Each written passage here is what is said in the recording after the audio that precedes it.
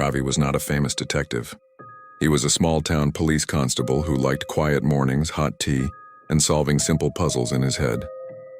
One Sunday, the town's oldest jeweler, Mr. Pereira, ran into the police station with sweat on his face. "My gold watch is gone," he cried. "It's not just gold, it was my father's. Someone stole it from my shop." Ravi stood up. "Slow down, sir. When did you last see it?" "Last night before closing. I kept it in the glass drawer under the counter," Mr. Pereira said. "This morning the drawer is open and the watch is missing." Ravi went with him to the shop. The door was not broken, the lock looked fine. Inside, the shop was neat. No smashed glass, no mess.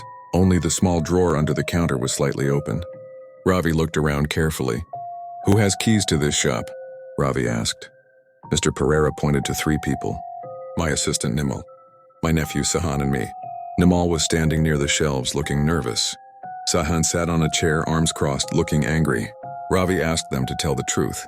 Nimal spoke first. "I left at 6:30 p.m. yesterday. Sir locked the shop, I went home." Sahan said, "I came at 7 p.m. to help Sir close.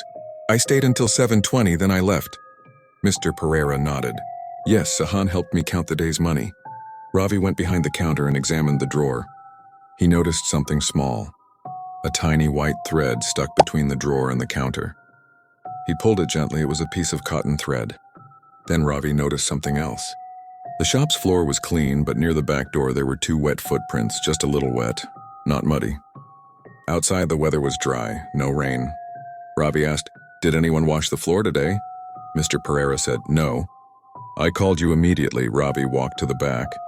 There was a small wash basin used for cleaning hands. Next to it was a towel hanging on a nail. The towel looked damp. Ravi turned to the 3 men.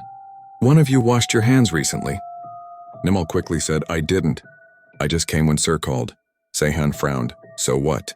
Maybe Sir washed his hands." Mr. Pereira raised his hands. "I didn't touch the basin today." Ravi looked at their shoes. Mr. Pereira wore old slippers. Dry Nimal wore sandals. Dry Sahan wore shoes. One shoe looked dry, but the other had a slightly darker edge, like it had been wiped. Ravi's eyes moved slowly to Sahan's pocket. It was bulging a little. "Sahan," Ravi said calmly, "what is in your pocket?" Sahan's face became stiff. "Nothing important," Ravi didn't shout. He simply said, "Please take it out." Sahan hesitated. Then he pulled out a small cloth bag. Mr. Pereira's eyes widened. "That bag, that's mine." Ravi took it and opened it carefully.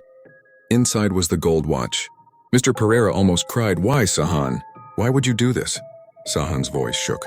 I needed money. I have debts. I thought I could sell it quietly in another town." Nimal looked shocked. "Sir, I told you it wasn't me." Mr. Pereira stared at his nephew, but the door was locked. "How did you take it?" Ravi answered softly. "He didn't break anything. He used his key." Sahan said, "Yes, I came back late at night. I opened the shop, took the watch, and left." Ravi nodded. "And you washed your hands before leaving. Maybe you touched something dirty or sweaty. You used that towel. Your wet footprints stayed near the back door. Then you wiped one shoe, but not perfectly." Mr. Pereira asked, "What about the thread in the drawer?" Ravi held it up. When Sahan took the watch, the cloth bag's loose thread got caught in the drawer gap. "Small things like this don't lie." Sahan lowered his head. "I'm sorry." Mr. Pereira took a deep breath. He looked tired, not angry. Ravi said, "We can't ignore the law, but you can decide how to handle family after the case." As Ravi walked back to the station, he felt the same quiet satisfaction he always felt after solving a puzzle. Sometimes the biggest clues were the smallest ones, and sometimes the thief was not a stranger. It was someone who already had the key.